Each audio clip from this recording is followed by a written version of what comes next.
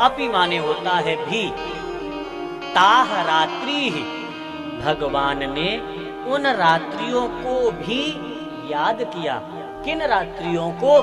जिन रात्रियों के बारे में अनेक अनेक युगों से कहते आ रहे थे कि मैं शरद पूर्णिमा को तुम्हारे साथ रास करूंगा। आज उन सब रात्रियों को याद किया और एक ही रात 6 महीने के बराबर बना दी। शरदोत फुल्ल मल्लिका, शरद ऋतु है। जितने वृक्ष है ना, सबों पे फूल लगे आए हैं, फल लगे आए हैं, शीतल मंद सुगंधित हवा चलने लगी है। यमुना की बालू चांदी की तरह चमक रही है।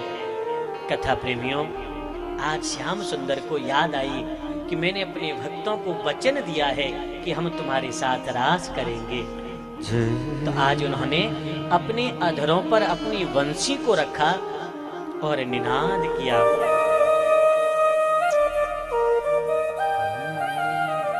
निशम्य गीतम तदनंगवर्धनम व्रजस्त्रियः कृष्ण गृहीतमानसा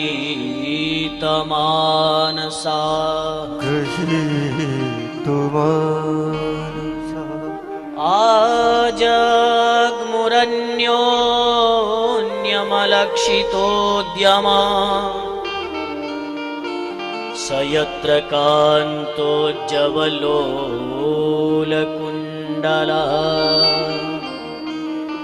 ये गीत गाया और जो गीत है ना, वो इतना चमत्कारी है कि इसने सारी त्रिलोकी को स्तंभित कर दिया। जितनी गोपियां हैं ब्रजमंडल में रहने वाली, लाखों लाख गोपियां, लाखों लाख गोपियां जैसे ही कन्हैया की बंसी को सुनती हैं, उनको लगता है कि कन्हैया हमें पुकार रहे हैं। एक गोपी गाय दुह रही थी। दुहंत्यो भिययुः कांश्चित दोहम हित्वा समुत्सुका। गाय का दूध दुह रही है। जैसे ही कन्हैया की बंसी सुनती है, गाय के दूध का बर्तन वहीं नीचे पड़ा छोड़ करके दौड़ पड़ी है श्याम सुंदर से मिलने। एक गोपी काजल लगा रही थी, एक आंख में लगाया था, दूसरे में लगाने वाली थी कि तब तक कन्हैया की बंसी सुनी, काजल उंगली पे लगा है और दौड़ पड़ी कन्हैया से मिलने के लिए। एक गोपी जो अपने पति को भोजन करा रही थी, मांगा कुछ, दे दिया कुछ, सुनाई दिया कन्हैया बुला रहे हैं, तो दौड़ पड़ी है श्याम सुंदर से मिलने को। मेरी माताओं, यदि इन गोपियों के मन में जरा भी विकार होता, जरा भी वासना होती, तो वासना में विकार में श्रृंगार प्रधान होता है। आदमी सजने में संवरने पर ध्यान देता है, लेकिन इन गोपियों ने तो किसी ने भी न तो अपना श्रृंगार देखा और न काम को पूरा किया।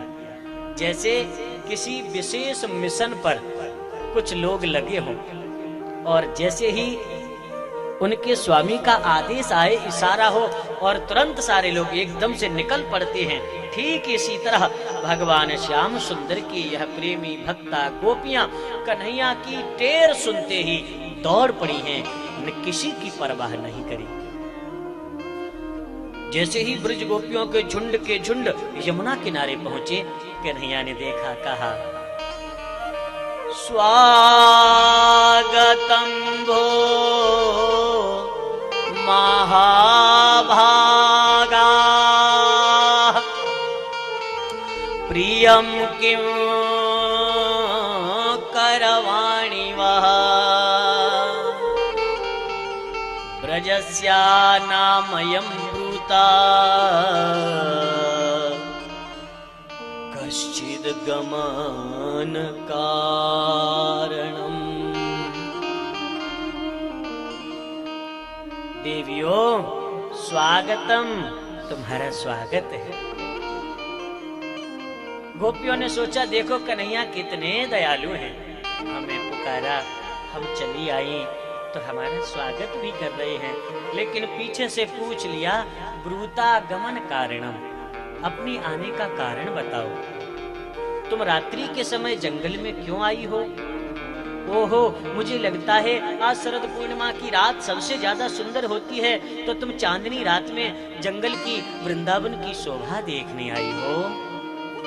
तो देवियों 2 मिनट देखें, 5 मिनट देखें, बात तो एक ही है। अब तुमने जंगल की शोभा देख ली है तो अपने घर जाओ। क्यों? क्योंकि अच्छे कुल की नारियां, अच्छे परिवार की स्त्रियां कभी भी रात्रि के समय अकेले घूमने नहीं जाती हैं।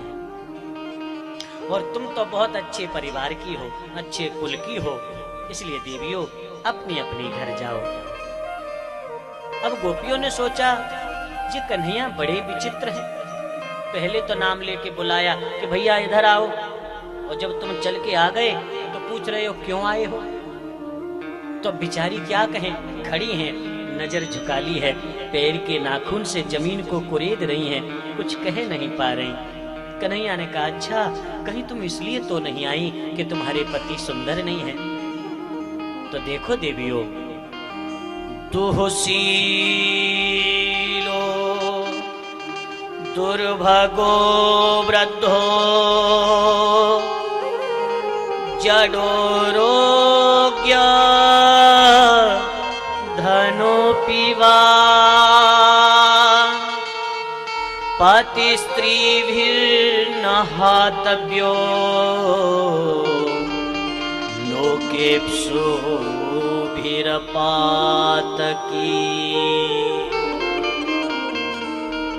देवियों, हमारा पति चाहे जैसा है, वह चाहे रोगी है, चाहे कुरूप है, चाहे निर्धन है, चाहे क्रोधी है, जैसा भी है, हमारे माता पिता ने हमारा हाथ जिसके हाथ में दिया है वो हमारा भगवान है, वो हमारा सब कुछ है। ऐसे पति को भी छोड़कर जो स्त्री पर पति की कामना करती है, उसका ये लोक तो बिगड़ता ही है, परलोक भी बिगड़ता है। और जब इस धरती पर जन्म लेती है तो कुत्ते आदि की योनि उसे प्राप्त होती है। इसलिए आपको अपने धर्म का पालन करना चाहिए। आप अपने घर जाओ। एक गोपी पीछे से बोली, कन्हैया आपने बहुत सुंदर हमें ज्ञान दिया, बहुत सुंदर बात बताई, लेकिन एक निवेदन है हमारा, थोड़ा सा सुन लीजिए। वो क्या? बोले कि एक पति पत्नी थे, दोनों में बड़ा प्रेम था। जब पत्नी विवाह के बाद अपने ससुराल आई, अपने पति के घर की देहली में पहला कदम रखते ही इसने ये संकल्प किया कि मैं बिना अपने पति को भोजन कराए जीवन भर कभी भी भोजन नहीं करूंगी। ऐसा विचार के वह पहले अपने पति को भोजन कराती है, उसके बाद ही कुछ खाती पीती है। कई साल बीत गए। एक दिन किसी काम से इसके पति को बाहर जाना पड़ा। अब परदेश गया तो 10-20 दिन, महीना भर तो लगेगा आने में। अब ये माता बड़ी चिंता में पड़ गई, सोचने लगी मैं क्या करूं। अपने पति से कहा तो उन्होंने एक चित्र अपना बनवा के लाके दे दिया कि जब तक मैं घर पे न रहूं तुम मेरे चित्र की पूजा करना, इसी का भोग लगाना, और इसका भोग लगाकर तुम समझ लेना कि मेरा भोग लग गया, और प्रेम से भोजन पा लेना। कन्हैया कई महीनों की इस पूजा के बाद एक दिन यह बैठ करके अपने पति के उस चित्र की पूजा कर रही थी। तभी इसका जो असली पति था वो आ गया और दरवाजा खटखटा करके आवाज लगाने लगा कि देवी दरवाजा खोलो। कन्हैया वो देवी, वह स्त्री, वह माता बड़ी धर्म संकट में पड़ गई कि यदि पति के चित्र की पूजा छोड़ के जाती है तो उसका अपराध होता है, और नहीं छोड़ के जाती है तो सच्चा पति दरवाजे पे चीख रहा है, चिल्ला रहा है, उसका अपमान होता है। अब आप निर्णय करो ना कि उसको क्या करना चाहिए। कन्हैया ने कहा कि देवी इसमें कौन सी पूछने वाली बात है। अरे सच्चा पति जब दरवाजे पर खड़ा है तो दौड़ कर जाए और पहले दरवाजा खोले, आदर सहित अपने पति को लेके आए और फिर उसका पूजन करे, उसको भोग लगाए, उसको भोजन पवाए। गोपी ने कहा कन्हैया हो गया निर्णय। बोले क्या? बोले कि जिन रिश्तों की, जिन संबंधों की, जिस धर्म की आप जब से दुहाई दे रहे हैं वो इस शरीर के पति हैं। उनका स्वामित्व इस शरीर पर है, लेकिन आत्मा का पति सिवाय परमात्मा के कोई नहीं हो सकता। हे कन्हैया, आज हमारी आत्मा का पति श्याम सुंदर हमारे सामने खड़ा है, तो फिर अब हमें किसी की परवाह नहीं, किसी की चिंता नहीं। कन्हैया ने कहा गोपियों की भावना शुद्ध है, अब मैं तुम्हारे साथ रास करूंगा। और कन्हैया ने रास करना प्रारंभ किया तो गोपियों को ऐसा लगने लगा, ऐसा भाव मन में आ गया कि हम सुंदर हैं इसलिए कन्हैया हमारे साथ नृत्य कर रहे हैं। सोई कन्हैया ने तासाम ततः सौभगमदं वीक्ष्यमानं च केशवः प्रसमाय प्रशान्ताय तत्रैवान्तरधीयत।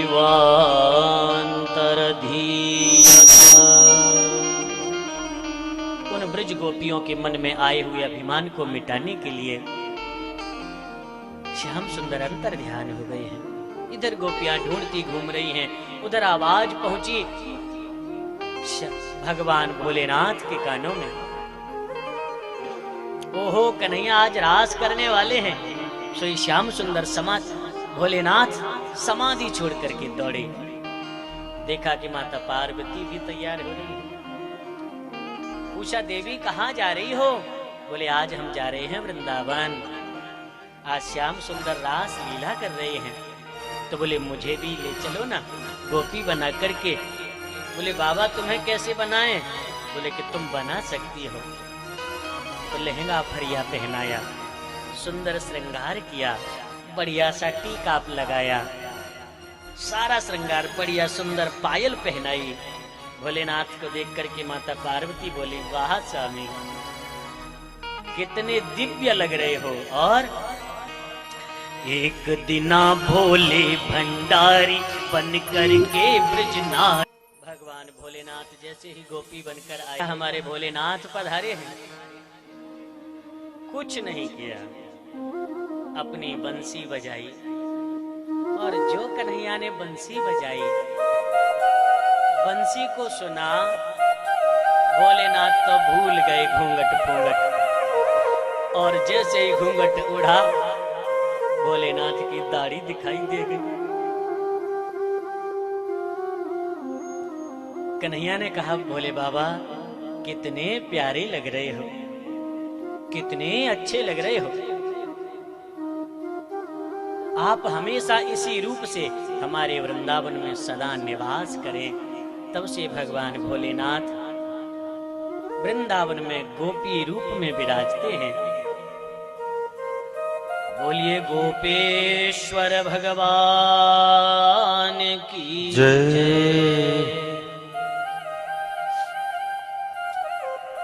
इधर ब्रज गोपियों के मन में अभिमान आया। भगवान श्याम सुंदर उनके अभिमान को मिटाने के लिए, अभिमान को मिटाने के लिए अंतर ध्यान हो जाते हैं। गोपियां ढूंढती ढूंढती पहुंचती हैं कि आगे श्री किशोरी राधा जी बैठी मिल जाती हैं। पूछा किशोरी जी आपको भी कन्हैया ने छोड़ दिया? हाँ,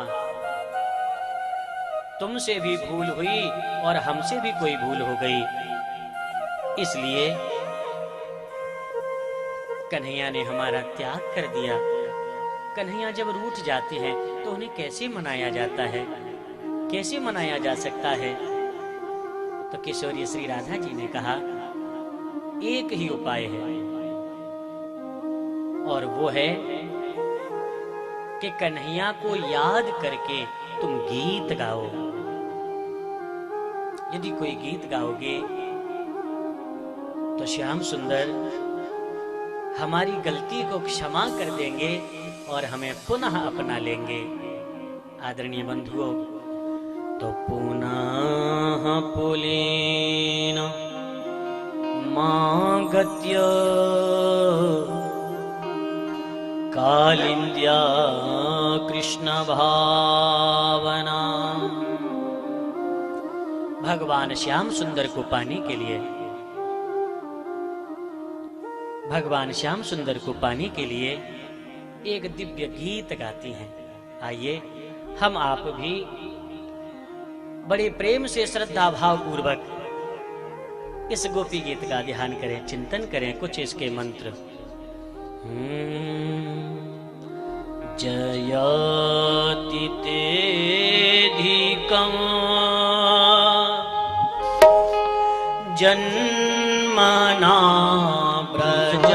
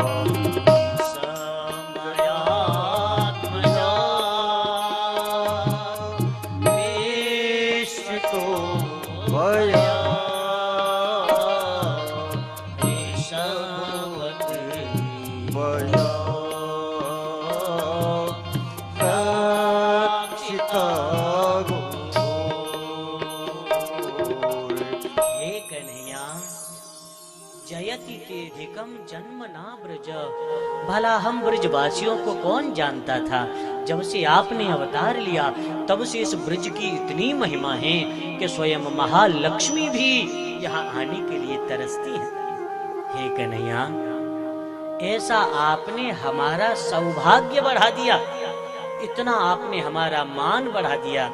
मेरे बंधुओं, जब माता भगवती महालक्ष्मी वृंदावन में आई तो कन्हैया मिलने के लिए वृंदावन के बाहर चले गए।